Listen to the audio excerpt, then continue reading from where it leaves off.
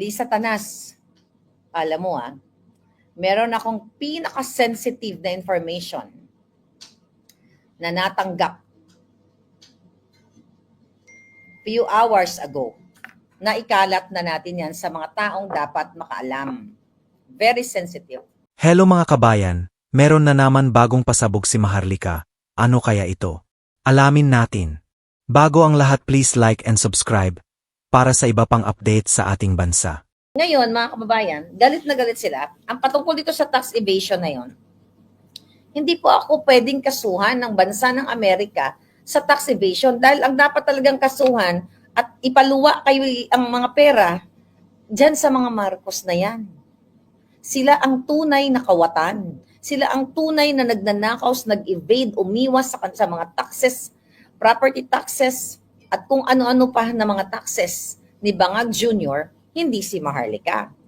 So fake news po yan na ang isang, yung sabi nga ni Edwin Namora, si Palangga, Mahal na Reyna, na ang isang US citizen, okay, ay walang pananagutan, hindi pwedeng ereklamo ng mga tanga sa NBI na, oy, US citizen, hindi ka nagbayad ng tax sa amin sa Pilipinas. Pangbobo po yan.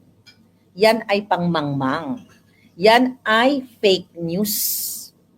Fake news yan sa inyong mga nakikinig. At ito naman ng mga tanga, lagot ka Maharlika, tax evasion. Nakakabobo talaga ang naniniwala sa mga bangag. Ang pwede lang pong gawin ni Lisa Tanas at ni Marcos Jr. ay kidnapin ako. Katulad ng ginawa ni Pangulong Duterte. Diba? Worst case scenario ay pag nakita nila ako dyan somewhere, ay kasama nila yung kanilang mga illegal na extractor o mga attaché, ikukuyugin ako or persahan akong hihilain, isasakay sa sasakyan, tapos meron nakaabang na private plane, at isakay ako sa kanilang private plane, whatever, katulad ginawa kay Pangulong Duterte. I don't know kung paano, kung makipagsabuatan sila, whoever, at dadalhin nila ako sa Pilipinas. But that's gonna be hard for the bangags. We'll see kung saan ang pagka-evil nila, kung ano ang kaya nilang gawin. Alright? Kasi galit na galit sila, even yung mga memes, yung mga satire na post, lalo na ngayon nagba-viral yung nakadayaper si Lisa Tanas, tapos kahit saan si Lisa Tanas nandoon, kasama niyo sa kung saan-saan. You know what I mean? Tignan ko lang tong sausage ng Pwede na. Ngayon, mga palangga, yan. Gusto ko lang ipaalam sa inyo. Alam ko ang dami nagdadasal sa akin. Security Moto Vlog, thank you very much. Ano daw, pwede yan? Uto-uto ang mga tao. Ngayon, yes, Rinlin, Mary Lou. Uy, ma'am, Mary Lou Fakuhari, thank you so much. So, yan lang ang pwedeng gawin nila sa akin. Wala naman po, alam nyo, lahat naman to nagsimula kay Maharlika. Ang sabi ng mga julul, sinisira ko daw ang Pilipinas. Palangga, sinisira ko ba Pilipinas? Ako ba ay nagnanakaw sa inyo ni piso? Sa pera ng bayan? Ako po ba ay nagpapakalat ng pulburon sa inyo? Ako ba ay nagtutulak ng pulburon? Ako ba ay nagpapalabas ng mga kidnapper o nangingidnap? Ako ba ay nangingidnap katulad ng 2 bata? Ako ba ay nagsisinghot? Ako ba ay nagnanakaw dyan sa sa national budget natin? Ako ba ang gumastos ng 5,500 flood control? Ako ba ang gumagastos ng pera ng bayan para katulad ni Lisa Tanas na pumunta sa Amerika para magsingot-singot, magbiga-biga lang, mag-party-party at gagamitin niya kunyari working visit, yung pala singhot visit. Kaya meron silang kasamahan na yun nga, hindi pa tapos yung hindi pa tapos yung investigation na allegedly ay namatay sa singhot. Kasi nakita sa mga previous videos and pictures ay sobrang healthy ng tao. So, under investigation pa, tignan. Alright? Ngayon, ako ba ay nag-smuggle ng asukal ng bigas? Wala. Ni piso, wala. Pero huwag kayong mag-alala. Lisa Tanas, alam mo meron akong pinaka-sensitive na information na natanggap few hours ago. Pero hindi ko pa pwedeng sabihin sa inyo. Pero naikalat ko na sa mga dapat makaalam. Lisa Tanas, bangag. And one day, malalaman ninyo. Okay?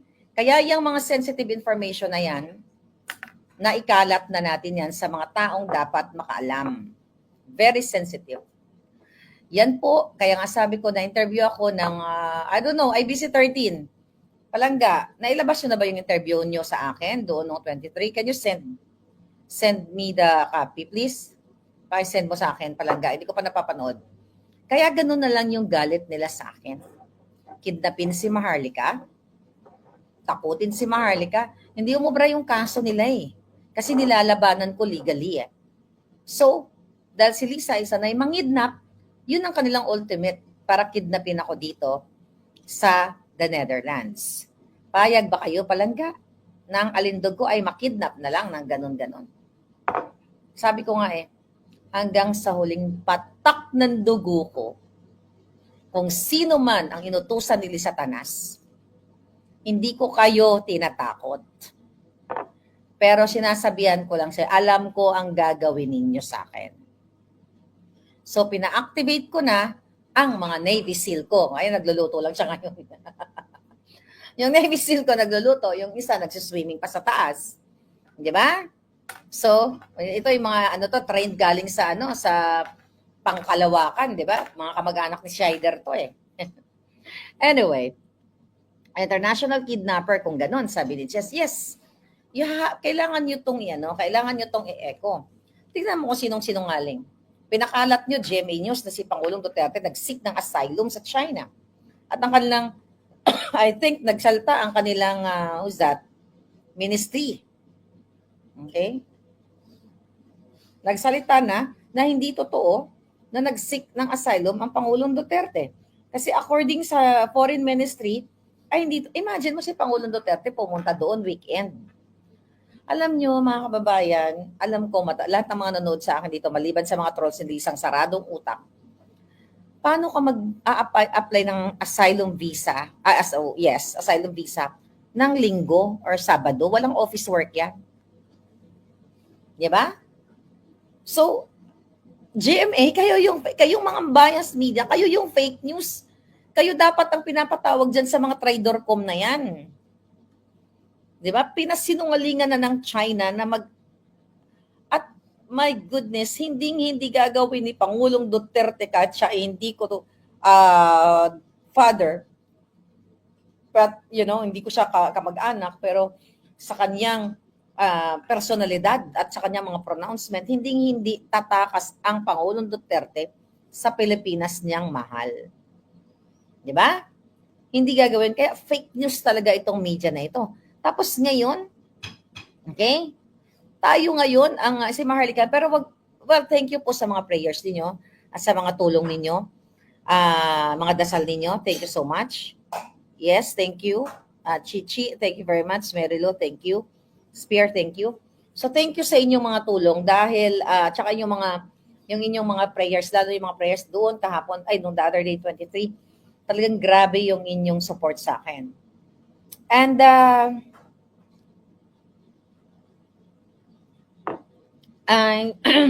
zero remittance tayo sa 28 kay Pangulong Duterte, sa birthday ni Pangulong Duterte.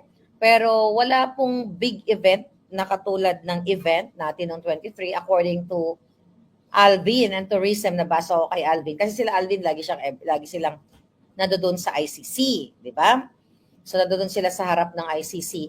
So at sabi daw according to that report, walang malaking event na i-organize, kanya-kanya or grupo-grupo na mag-picnic para kay PRRD. Pero may mga Pilipino na from all over the world talagang pumupunta dito to show support para sa Pangulong Duterte sa araw sa kanyang birthday. Alright? Sino? Tama, demonyo sila Maharlika, sabi ni Daslane. Daming bitter kay Palangga. Oo naman, matagal na nila yan. So gagawin na sabi nila fake news si Maharlika. Paano ako naging fake news? nung sinabi kong i-eliminate nila tayo. O-Plan, eliminate the enemies. Eliminate si Pastor Quiboloy, i-eliminate si Pangulong Duterte, i-eliminate si Inday Sara, doon mo yung impeachment, at unang-una si Maharlika. Okay? Kailan tayo naging fake news? Kaya po sila galit at gusto tayong ipakidnap, ipa-extract. Buti na lang sana, kung pag in-extract nila ako, dalhin nila ako dun sa ICC. Papayag ako. Diba? Basta magkatapat kami ng kwarto ni PRRD, so I can take care of him. I'm serious. ICC. Baka naman. Baka naman. Basta payagan nyo lang ako. You know? At paglulutuan ko si Pangulong Duterte ng kanyang mga favorite na mga paksiw, kung ano man, sinigang. Kasi meron namang mga bulad. Ay, no, yung mga pais ba? Sa Ilonggal ba? Ano yan?